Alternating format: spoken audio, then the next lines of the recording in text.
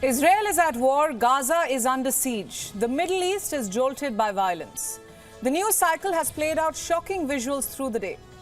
It's shocked us, outraged us, made us hold on to our loved ones and thank our stars that we're safe at home. We've seen it all in the last 48 hours or so: body bags, cries for help, rubble, destruction, mayhem, grief, all as far as the eyes can see.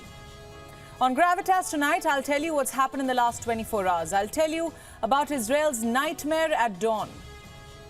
Young adults were grooving to music when rockets rained down on them. Hamas entered the territory on motorized paragliders and launched an assault from air and land. The blaring music was drowned out by blaring rockets as a sea of people screamed and ran for cover. Where are the hostages? What happened to the Israeli hostages that were taken by Hamas? It's a question we will keep asking on Gravitas. Little to nothing is known about them right now. Remember, women, babies and those with disabilities are thought to have been taken by Hamas. What state are they in? As Israel vows vengeance, our heart goes out to the families of the hostages. Their pleas for help are being drowned out by the sound of explosions. In a war between Israel and Hamas, we cannot and should not forget about Gaza. Israel says the Gaza Strip is under a complete blockade. No food, water, fuel or electricity can reach this narrow strip of land which is home to more than 2 million Palestinians. Gaza is under siege. We tell you about the horror unfolding on ground. Stay with me.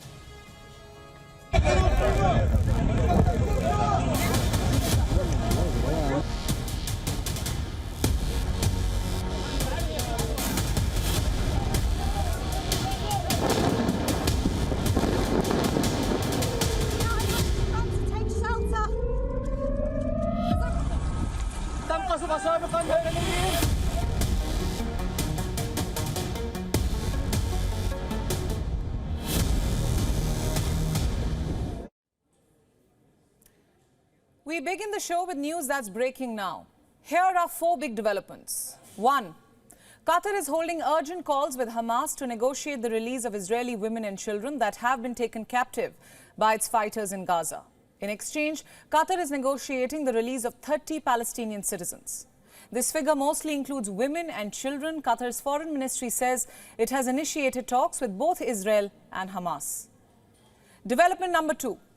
Israeli soldiers have killed 2 gunmen along the Lebanon border. These gunmen infiltrated into the Israeli side earlier this evening. Who were they? Did they belong to Hezbollah? There's no clarity on this yet. But if they were indeed from Hezbollah, then this could open a possible new front in Israel's ongoing war against Hamas. That brings me to development number 3. There are reports of mass casualties at a refugee camp in the Gaza Strip. Reports say dozens of people were killed in an Israeli strike on the camp. Footage from the site shows several buildings engulfed in plumes of smoke. And development number 4.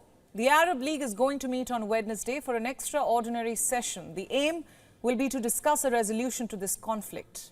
Attending this meeting would be the foreign ministers of all member states. Now, there are graphic videos of abduction. As many as 100 people have been held hostage. The Israeli army spokesperson says the count is substantial. They were kidnapped from the music festival from border communities. From Be'eri, Nahal-Oz, Raim, Kesufim and Derot. Many residents from these neighborhoods have been reportedly captured. Israeli resident Yoni Asher saw a video on social media of his wife and 2 daughters being kidnapped. They were crammed onto the back of a vehicle by Hamas. Asher had spoken to his wife earlier on Saturday. She had said she was hiding from Hamas operatives. Hamas claims to have also captured more people on Sunday.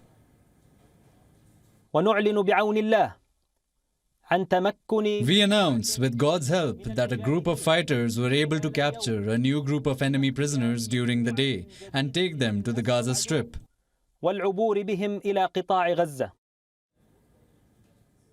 The armed wing of Hamas, the Al-Qassam Brigade, also claims to have captured soldiers, at least a dozen Israeli soldiers, it says.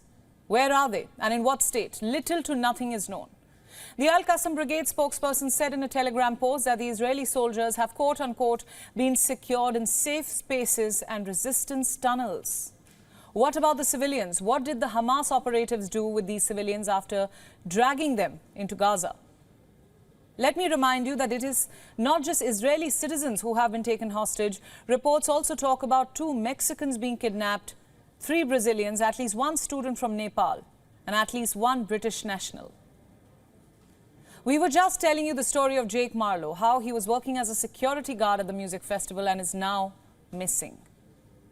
There are also reports of German citizens being kidnapped and at least 11 Thai nationals. So you have people of at least 6 nationalities, apart from Israelis, who are currently in a hostage situation in Gaza. Reports say these hostages have been scattered across numerous locations, all far from the border and present in quote-unquote all axes in the Gaza Strip. This is what the Al-Qassam Brigade is saying. It has warned Israel that attacks in Gaza could pose a threat to hostages. In other words, airstrikes could kill its own citizen.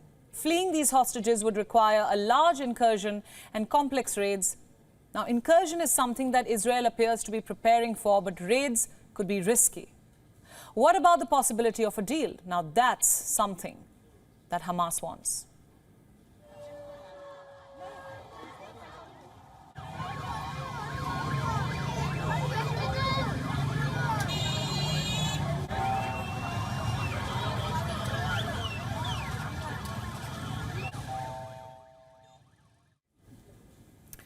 History has a story. In 2006, an Israeli soldier was taken hostage. His name was Gilad Shalit.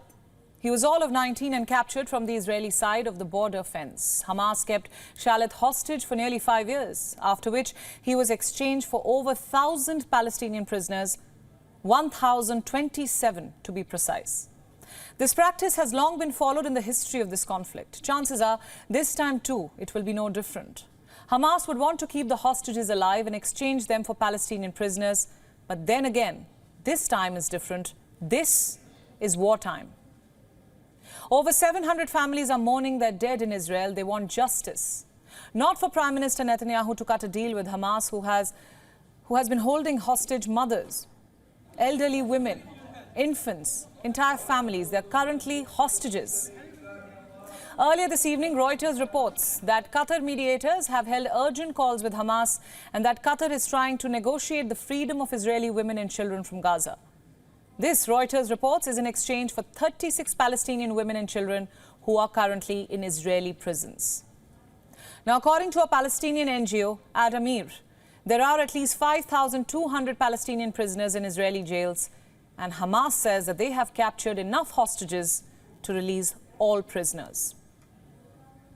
For more analysis, joining me now again is Helet Barel, the former director of Israel's National Security Council.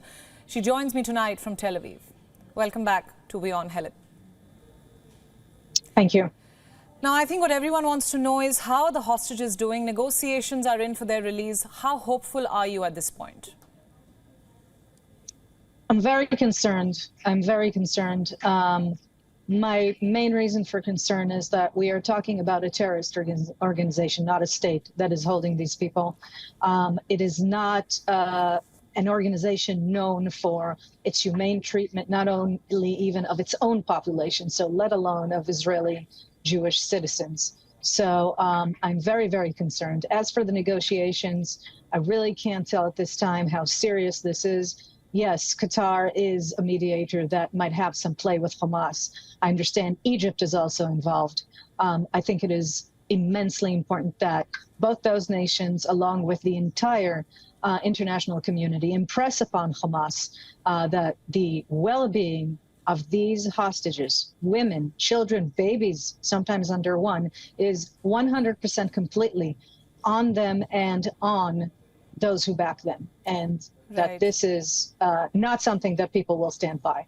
Right. Helet, you're in Tel Aviv right now. Describe for me the state of the city as of now. We're hearing that streets are empty in the otherwise bustling city. Yes, Tel Aviv, as you might know, is very cosmopolitan, very up all day, all night. What you see behind me now, the sky is clear, but That's not what's going on for a lot of the time. We have rocket fire, not so much yesterday, but again today. So people are called to stay near shelter, which is the explanation for why we're not running around in the streets. Kids are at home. My children are with me. They don't go to school. And so that's another situation where people aren't working. They're hunkering down with their children. Clearly, Tel Aviv is not what it usually is. But the rocket issue, we're used to. We know how to handle this. There's Iron Dome. And this is not something that will impair the stamina of the Israeli people. Right. Hile, thank you so much for your updates. And thanks for joining us again on Beyond World is One. Thank you. The rocket attacks in Israel, the images of flashbangs flying in the skies, the images of Hamas fighters on the streets, they all make one thing absolutely clear. Hamas is not alone.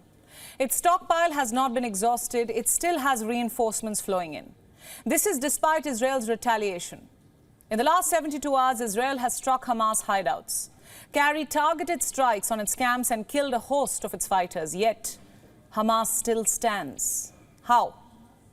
On its D-Day alone, it launched more than 5,000 rockets into Israel. One would assume this would have exhausted its arsenal, but no, there are still rockets being fired.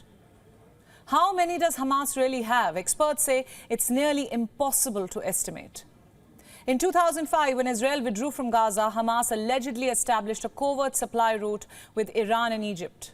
This route included an intricate tunnel network. It apparently runs beneath the Egypt-Gaza border, remaining largely hidden from the global community. Are these hidden networks the reason why the US is rushing to choke the water surrounding the Gaza Strip? Are they the reason why the US Navy is deploying its strike force in the region? Is the aim to provide intelligence to Israel about Hamas's movements? Well, we shall never really know. And to understand the chaotic situation better currently in Gaza and how the situation could play out, we are now being joined by Frederick H. Fleitz from Washington, D.C. He is the former NSC Chief of Staff and a CIA analyst. Frederick, welcome to Beyond. Good to be here. The visuals coming in from both sides of this war are terrifying. I think the biggest question at this point is, how did we get here? Did American intel also not see this coming? I think that's the question everyone's asking right now.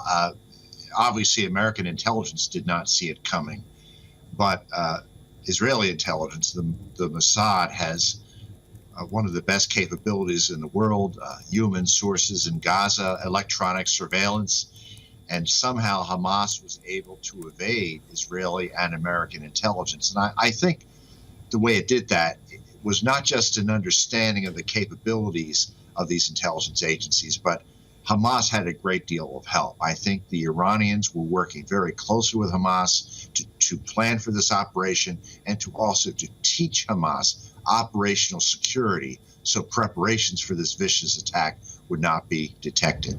Right. Now, let's review things as they stand as of now. We know that negotiations are on between Qatar and Hamas. What's your reading of the hostage situation? What can you tell us about their condition? It's a very dire situation. Israel wants to free these hostages, but we're going to talk about Qatar.